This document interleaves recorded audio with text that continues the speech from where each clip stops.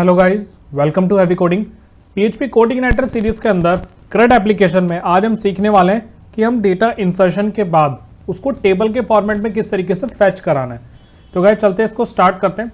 तो हमने last tutorial में देखा था कि किस तरीके से हम यहाँ पर डेटा को इंसर्ट कराते हैं। अब आज हम देखने वाले हैं कि टेबल में इसको कैसे लेकर आए। तो जब भी हमारे पास एक डेटा होगा जो वो ऐड डेटा नाम के फंक्शन में जाएगा, तो यहाँ से हमारे पास वैल्यू जो होगी वो रिटर्न ट्रू करेगी। अब जब ये वापस आ जाएगा तो हमें इसको किसी पेज पर लेकर जाना पड़ेगा या किसी दूसरे कंट्रोलर को कॉल करना पड़ेगा जो मुझे उसका व्यू दिखाएगा कि किस तरीके से वो टेबल में आ रहा है। तो इसके लिए हम यहाँ पर एक पब्लिक फंक्शन बना लेंगे और मैं इसका नाम दे देता हूँ ऑल डेटा। मैंने इसका नाम दे दिया ऑल डेटा, और इस ऑल डेटा को हमें यहाँ पर आफ्टर इंसर्शन रिडायरेक्ट कराना है। तो जब भी हम एक पब्लिक फंक्शन यहाँ पर बना रहे हैं ऑल डेटा, तो इसके अंदर हम क्या करेंगे, एक वेरिएबल बना लेंगे डेटा नाम से जो कि एरे वैल्यू को लेकर जाएगा। तो इसका आप यहाँ पर कुछ भी नाम दे सकते हैं, मैं एरे नाम से ही इसका दे रहा हूँ ARR। और इसके अंदर एक मेथड कॉल करूँगा, एक फंक्शन कॉल करूँगा जो कि होगा हमारे पास होम मॉडल का। होम मॉडल का कौन सा फंक्शन कॉल कर रहा हूँ मैं, ऑल डेटा, कि ये मुझे सारा डेटा लाकर देगा। तो यहाँ पर मैंने ऑल डेटा नाम से यहाँ पर एक फंक्शन बना लिया है। इसको मैं यहाँ पर प्रिंट आउट करा लूँगा $डेटा, और यहाँ पर मैं इस एरे को पास कर दूंगा। तो यहाँ पर मैंने प्रिंट करा लिया इसको। अब इस फंक्शन को हम करते हैं डिफाइन। हमने डिक्लेयर कर दिया, अब हम करते हैं डिफाइन। तो यहाँ पर एक पब्लिक फंक्शन बना लूँगा मॉडल के अंदर ऑल डेटा नाम से, और ये क्या करेगा, जब भी हमारे पास एक डेटा होगा तो उसको ये फैच करके देगा। तो यहाँ पर लिख देंगे हम $this db गेट। गेट के अंदर क्या आएगा, हमारे पास टेबल का नेम जो इंसर्ट हुई थी वही टेबल आएगी हमारे पास। तो यहाँ पर गेट टेबल का नेम आ चुका है। अब इसको एक वेरिएबल के अंदर डाल देते हैं $q नाम से, क्वेरी नाम के वेरिएबल के अंदर। अब यहाँ पर मुझे क्या करना है, इफ अगर $q नमरोज एग्जिस्ट करता है, मतलब इसके अंदर कोई रो एग्जिस्ट करती है, डेटा है, तो मुझे क्या रिटर्न करके दे दे वापस से $q रिजल्ट में। रिजल्ट का मुझे डेटा यहाँ पर ही फैच करके दे देगा। ये मैंने ऑलरेडी आपको बता रखा है प्रीवियस ट्यूटोरियल्स में। तो यहाँ पर रिजल्ट का डेटा मुझे दे देगा अगर मुझे एरे में चाहिए तो। और मुझे डेटा कहाँ से चाहिए, तो मुझे यहाँ पर लगाना ऑर्डर अंडरस्कोर बाय, मतलब ऑर्डर बाय लास्ट आईडी।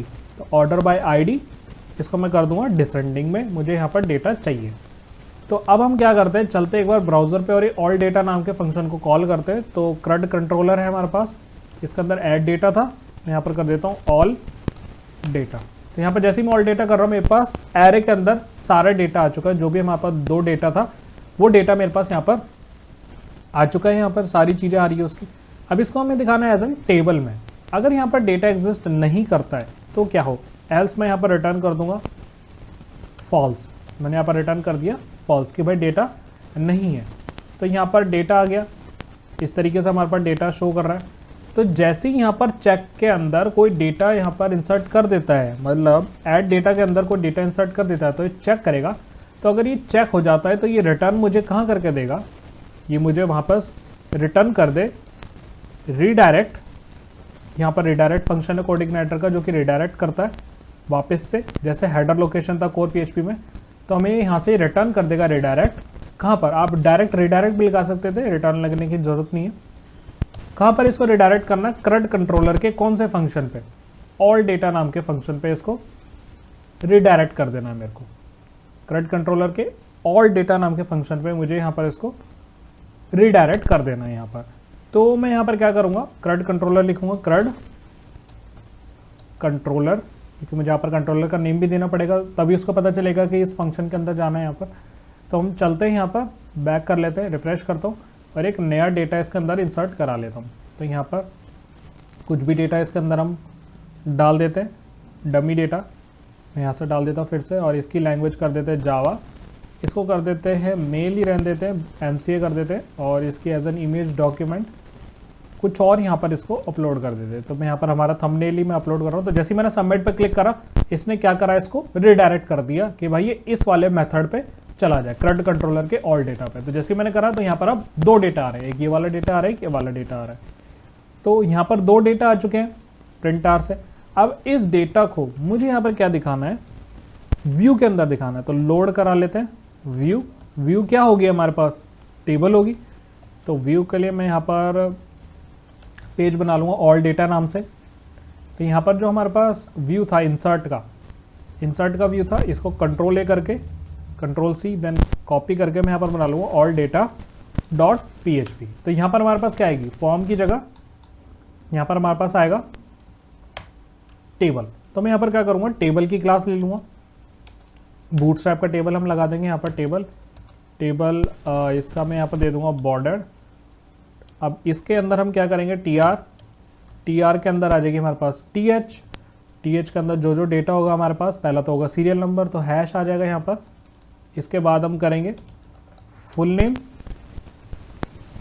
फिर आएगा हमारे पास ईमेल के बाद हम यहाँ पर करेंगे फ़ोन, अभी के लिए कुछ डेटा रख लेते हैं यहाँ पर।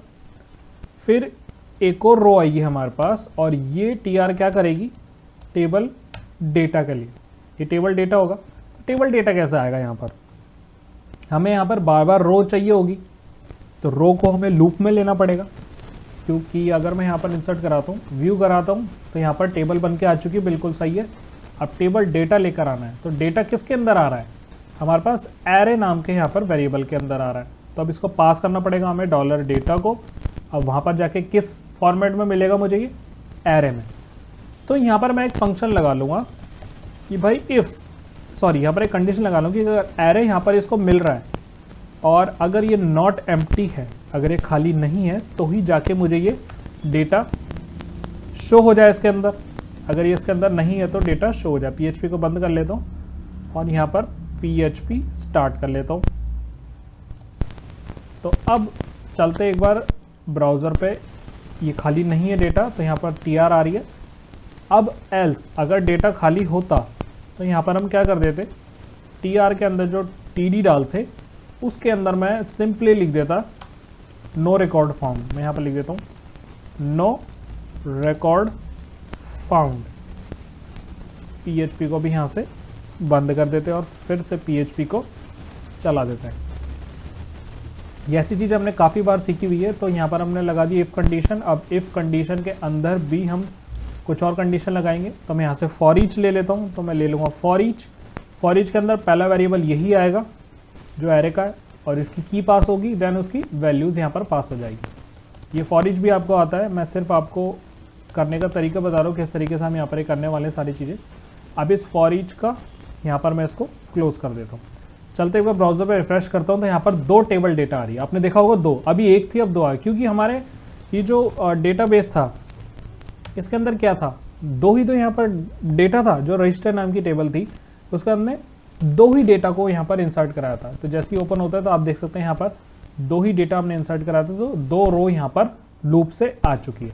अब उसका पहला जो TD है उसके अंदर हम क्या कर लेते हैं, तो मैं यहाँ पर डायरेक्ट PHP लगा देता हूँ डॉलर।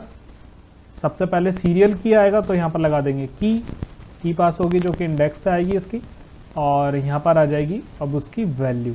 तो वैल्यू के अंदर क्या चाहिए मुझे, अगर मैंने रिजल्ट में लिया है उसको तो वो एज एन ऑब्जेक्ट देगा एरे वैल्यूज़ को। तो यहाँ पर वैल्यू के अंदर सबसे पहले तो मैं लिखूँगा फुल अंडरस्कोर नेम, या मैंने जो यहाँ पर नेम दिया वो लेना पड़ेगा मुझे नेम। मैंने यहाँ पर नेम दिया था कॉलम में तो नेम आ जाएगा। इसी को कॉपी करते यहाँ पर कर देते पेस्ट 2 बार, इसमें करता हूँ मैं ईमेल, इसमें कर देता हूँ मैं फ़ोन नंबर। चलते ब्राउज़र पे रिफ्रेश करता हूँ तो हमारे पास डेटा आ चुका है। नरेश और शुभम का यहाँ पर डेटा आ चुका है, मेरे पास 2 डेटा आ चुके हैं। अब मैं क्या करता हूँ, इस टेबल को यहाँ पर कलर दे देते हैं, इसका टेबल का BG इन्फो। मैं यहाँ पर बैकग्राउंड कलर इसका इन्फो दे देता हूँ। टेबल का यहाँ पर कलर आ चुका है। आप BG इन्फो मैं बताता हूँ, इसको कट करके आप सिर्फ इस रो को दे दीजिए, जो हमारी हेडिंग होगी तो इसका BG इन्फो हो जाएगा। तो अब बिल्कुल परफेक्ट आ रही सारी चीज़ें, पर एक चीज़ मिसिंग आ रही है। यहाँ पर जो सीरियल नंबर है वो 0 से स्टार्ट हो रहा है, क्योंकि एरे का इंडेक्स तो 0 से स्टार्ट होता है। तो जब भी वो 0 से स्टार्ट हो रहा है तो पहले ही हम इसको एक इंक्रीमेंट करा देंगे। तो मैं यहाँ पर लगा दूंगा ++, तो पहले इंक्रीमेंट हो जाएगा, देन वो प्रिंट हो जाएगा। तो यहाँ पर अब सीरियल नंबर बिल्कुल परफेक्ट आ रहा है यहाँ पर। अब बाकी चीज़ें प्रिंट करा लेते हैं, full name, email, phone, language, gender, qualification, image, then added on. तो यहाँ पर कॉपी पेस्ट कर लेंगे लैंग्वेज, जेंडर, क्वालिफिकेशन। तो मैं यहाँ पर क्वाली लिख देता हूँ अभी के लिए, और इसके बाद है इमेज, इमेज भी आ जाएगी, ये डॉक्यूमेंट आप मान लीजिए इसको। अब मैं बता देता हूँ एडेड ऑन, और लास्ट में आ जाएगा इसका स्टेटस।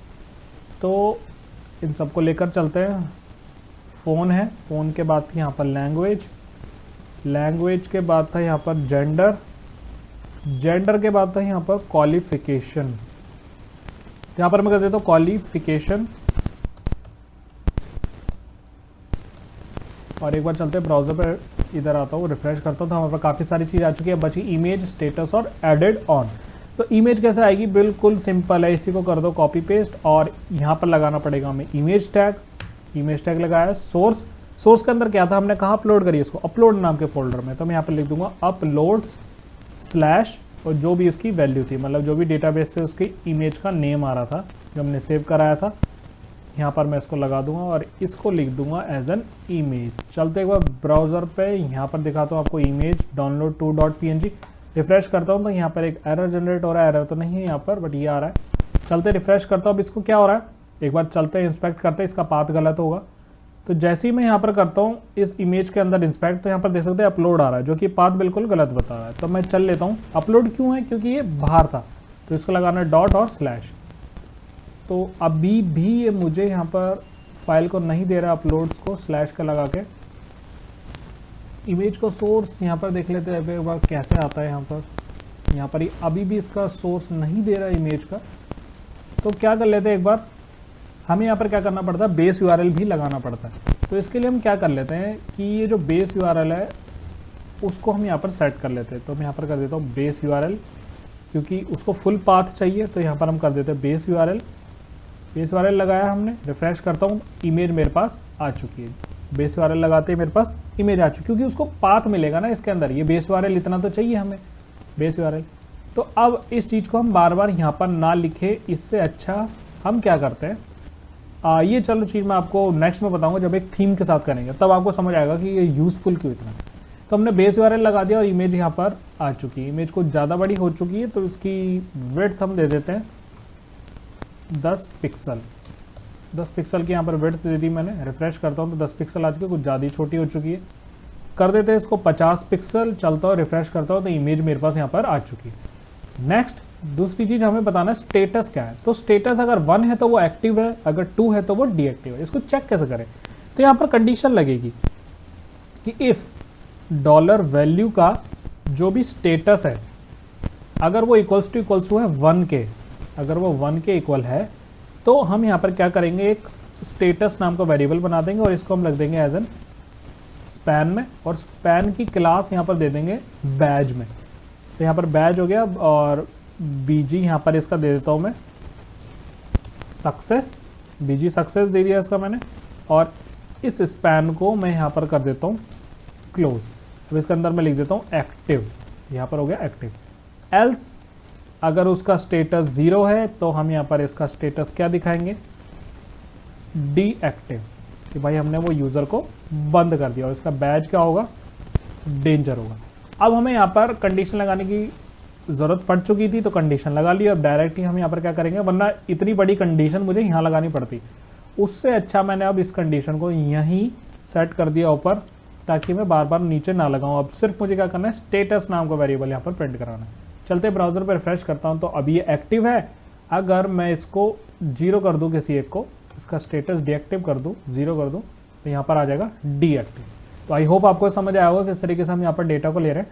अब आएगा एडेड ऑन कुछ भी नहीं है, यहाँ पर सिर्फ डेट लिखनी है मुझे। वैल्यू यहाँ पर लिखा, वैल्यू के अंदर क्या थी, वो एडेड अंडरस्कोर ऑन। रिफ्रेश करता हूँ तो हमारे पास डेट भी यहाँ पर आ चुकी है।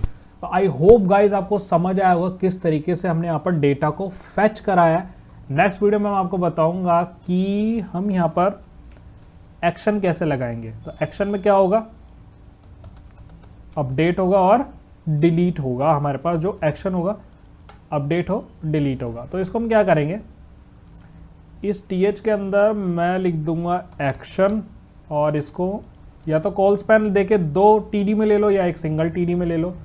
तो हम यहाँ पर क्या करेंगे, सिंगल टीडी में ले लेंगे, इसको कोई इशू नहीं है, बट मैं 2 में ले लेता हूँ ताकि आपको यूज़फुल हो जाए। तो मैं यहाँ पर ले लेता हूँ डिलीट, और इसको कॉल स्पैन दे देंगे 2 कॉलम का।